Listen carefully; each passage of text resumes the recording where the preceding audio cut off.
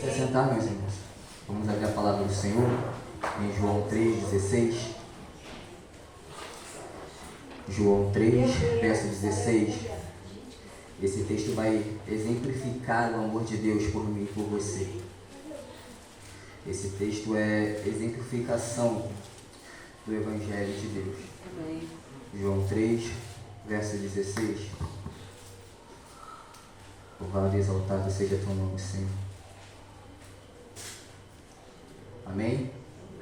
João 3,16 diz assim: porque Deus amou o mundo de tal maneira que deu seu Filho unigênito para todos naqueles que nele crer não pereça, mas tenha vida eterna. Porque Deus enviou o seu Filho ao mundo, não para condenar o mundo, mas para que o mundo fosse salvo por ele. Amém. Quem crê nele não é condenado, mas quem crer já está condenado, porque não crer no nome unigênito Filho de Deus. E a condenação é esta, que a luz veio ao mundo, e os homens amaram mais as trevas do que a luz, porque as suas obras eram más. Porque todo aquele que faz o mal aborrece a luz e não vem para a luz, para que as suas obras não sejam aprovadas. Mas aquele que pratica a verdade vem para a luz, a fim de que as suas obras sejam manifestas, porque são feitas em Deus. Amém. Vamos ler novamente o 16? Porque Deus amou o mundo de tal maneira que deu seu Filho unigênito para todos aqueles que nele crer não pereça, mas tenha a vida eterna. Amém? Esse é o amor de Deus. O amor que é capaz de entregar a vida do seu único Filho por mim e por você. O amor de Deus por mim e por você vai além do que nós podemos imaginar. O amor de Deus por mim e por você vai além de um amor de um casal que acabou de casar, recém do seu auge do seu casamento. O amor de Deus vai além disso. O amor de Deus por mim e por você vai além de um amor de um pai para com um filho, um pai para uma filha.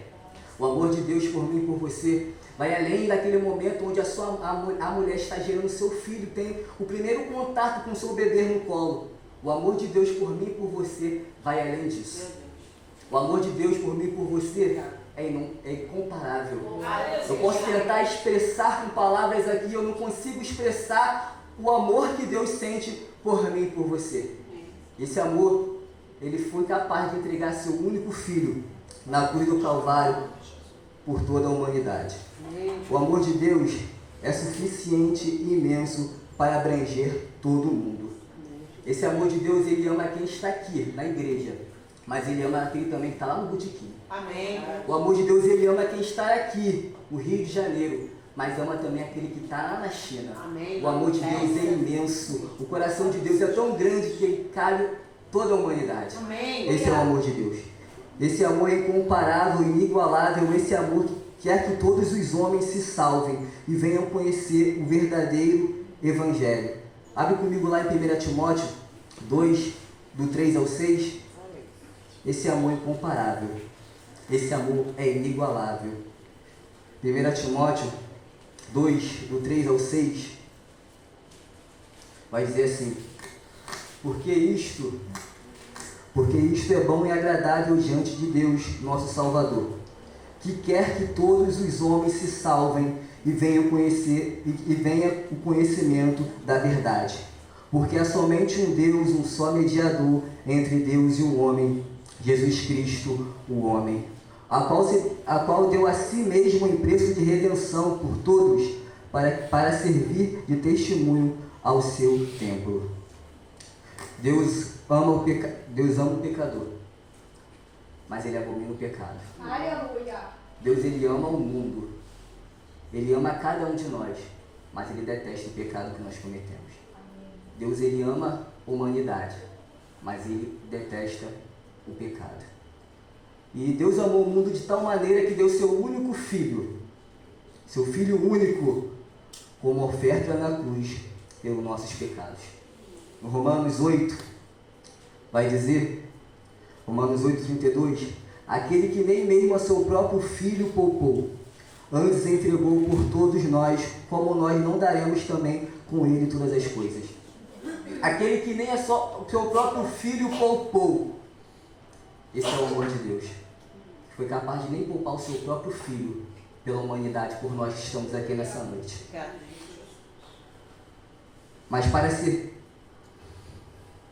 Mas para ser salvo é necessário crer em Jesus. Crer que Jesus é o Filho de Deus, o Salvador do pecador. Crer para ter comunhão, obediência e dedicação a Ele.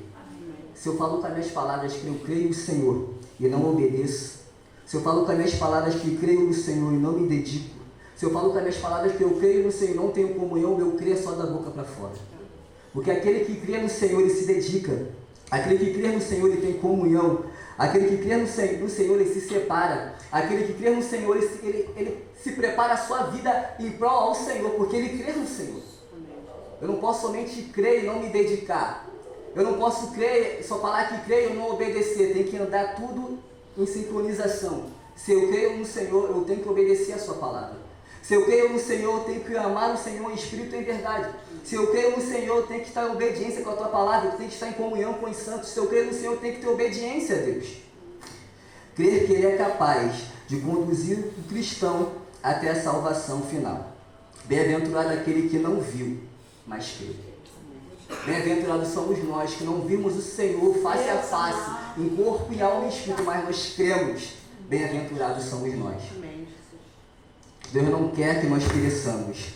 Perecer é quando o pecador rejeita esse amor e o perdão de Deus. O resultado é o castigo eterno. Como eu sempre falo, ou um Deus nós vamos agradar, ou um Deus nós vamos desagradar. Existem dois deuses, dois senhores, o Deus Pai, nosso Deus, o Deus Filho e o Deus com D pequeno. Se nós agradarmos ao Senhor, automaticamente nós vamos desagradar Satanás e seus demônios. Mas se nós agradarmos Satanás e seus demônios, automaticamente nós vamos desagradar a Deus. Devemos nós escolher qual Deus nós devemos seguir, nós queremos seguir. Porque uns nós vamos agradar e a outros nós vamos desagradar. Vida eterna é uma dádiva que Deus concede ao homem quando ele nasce de novo. O homem não só recebe uma vida eterna, mas também é transformado. Amém. O homem que nasce de novo na carne e no espírito, ele não recebe também uma vida eterna, mas ele é transformado no seu corpo, na sua alma e no espírito. Deus ele somente não vai te dar vida eterna aqui no céu. Aqui na terra ele vai te transformar, porque você se torna uma nova criatura. E aquele que é uma nova criatura, ele é diferente. Aquele que é uma nova criatura é separado. Aquele que é uma nova criatura, ele não somente crê com as palavras, mas ele crê também com as suas atitudes, com as suas ações. O homem não recebe sua vida eterna, mas também é transformado. O homem é livre do pecado. Ele não ama mais as trevas, mas o seu deleito está em fazer as coisas de Deus. Ele agora tem uma nova mente, um novo coração, uma nova vida e um novo desejo. Como nós aceitamos a Jesus como único e suficiente Salvador de nossas vidas, nós temos uma nova mente. Nós temos um novo coração. Nós temos um novo objetivo. Nós temos um novo desejo. Como eu estava lá fora no mundo, meu desejo era porque eu era conduzido pelo Deus de D pequenos. Mas quando eu estou na casa do Senhor, eu deixo que Ele me conduza. E minha mente tem que ser conforme a mente de Deus. Amém. Meu agir tem que ser conforme o agir de Deus. Meu pensar tem que ser conforme o pensar de Deus.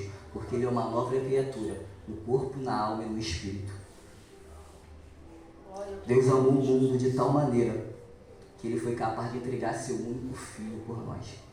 Mas quem é o Filho? Jesus, o centro deste amor. Ele é a salvação. Filho de Deus. Lá em João 1:29 vai dizer assim: no dia seguinte, João viu Jesus e aproximou dele e disse: vejam, o Cordeiro de Deus que tira o pecado do mundo. Ele vai dizer: esse é o Cordeiro de Deus que tira o pecado do mundo. Amém. Grande é o amor de Deus por nós. Amém. Grande é o amor de Jesus por nós. Porque Deus ele entregou o seu Filho. E Jesus ele se entrega como um cordeiro. Por amor a mim e por você. Ele é o Messias. Em Mateus 16, do 16 ao 17, Simão Pedro responde: o Senhor é o Messias, o Filho de Deus vivo? E Jesus responde e disse: bem-aventurado és tu, Simão Barjonas, porque não foi a carne nem o sangue que te revelou, mas meu Pai que está no céu. O Messias É o homem que se apresenta para aquela mulher samaritana, quando ela pensava que Cristo ainda iria vir. E diz a ela lá em João 4, 26, e disse-lhe Jesus: eu sou eu que falo contigo. Aleluia. O Messias está lá em Isaías 6, Isaías 9, verso 6. Porque o menino nos nasceu, e um filho nos foi dado, e o governo está sobre o seu ombro. E o seu nome será maravilhoso, conselheiro, Deus forte, Pai da eternidade, príncipe da paz. Ele é o Salvador. Amém. Lá em João 14, verso 6 vai dizer: eu sou o caminho, a verdade e a vida. Ninguém vem ao Pai se não for por mim. Ele é o Senhor. Filipenses 2, do 5 ao 11, vai falar sobre a humildade de Jesus. Ao se esvaziar da sua glória para se tornar homem e obedecer a Deus até a morte, sendo exaltado por Deus e recebendo um nome que está acima de todo nome. Ele esvaziou de toda a sua glória. Ele saiu do seu trono e veio como cordeiro por mim e por você. Esse é o amor de Deus por mim e por você. Esse é o amor de Jesus por mim e por você. Ele é o verbo de Deus. João 1, do 1 ao 14, descreve Jesus como o verbo, a palavra que está em Deus desde o princípio, que se fez carne e habitou entre nós. Que daremos nós ao Senhor por todo o benefício que temos dado. Esse é o amor de Deus por mim e por você. Mesmo quando você está naquele momento seu, que você pensa que ninguém te ama, você se sente abandonado, o Senhor Ele te ama. Amém. Todavia, vós homens seis maus, sabeis dar boas coisas aos vossos filhos, quanto mais o vosso Pai que está no céu. Eu acredito. Deus ama a mim e a você. Nunca se sinta rejeitada por ninguém. Louvado seja Deus. Porque o amor de Deus, Ele é tão grande que Ele foi capaz de se entregar o seu único filho por mim e por você. O amor de Jesus é tão grande que Ele se despiu da sua glória, da sua majestade, veio à terra como homem, foi modelo para mim e para você, para dizer assim: você é capaz. Você também consegue ser fiel. Você consegue permanecer em Cristo até o dia de Maranata. Ele é um exemplo para mim e para você. Ele foi um modelo para mim e para você. Vale a pena servir a Jesus. Hoje é o dia de Santa Ceia. Hoje é o dia de nós comermos do pão. É o dia de bebermos do cálice. Hoje é como o irmão falou, Giovanni, é um memorial daquilo a qual nós vamos fazer lá em cima do céu. Acho que vale a pena servir a Jesus. Amém. Vale a pena, mesmo fraco, cansado, abatido, vale a pena servir a Jesus. Vale a pena sacrificar nosso eu, nossa vontade, nossos quereres, para viver conforme o querer de Deus. Sabe por quê? Porque Ele veio aqui na terra 100% homem e mostrou que é possível. Ele se vestiu da sua glória para dizer para mim e para você: é possível. Abra mão do seu pecado, abra mão daquilo dos seus desejos, das suas vontades e viva conforme a vontade de Deus. Porque se eu amo ao Senhor, se eu creio no Senhor, eu obedeço. Se eu creio no Senhor, eu me dedico. Se eu creio no Senhor, eu me separo. Como eu falei aqui, o meu crer não pode ser da boca para fora. Tem que ser atitude, tem que ser de mudança. É necessário tu nascer de novo. Senhor, mas no ventre da minha mãe eu não posso nascer. É necessário que tu nasça no corpo, na alma e no espírito. É necessário que todos os dias nós nascemos de novo.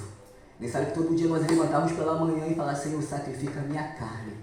Eu sacrifico o meu eu. Eu sacrifico a minha vontade para viver conforme o seu querer e a sua vontade. Porque aquilo que o olho não viu, aquilo que o ouvido não ouviu, aquilo que não chegou no coração do homem, é aquilo que Deus preparou para mim e para você.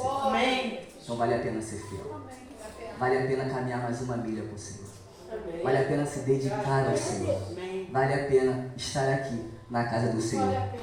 Como diz lá em Salmo 27, que eu gosto muito desse salmo. Que eu possa estar na casa do Senhor todos os dias da minha vida, para contemplar a formosura do Senhor e aprender no seu tempo. Essa é a oportunidade em nome de Jesus.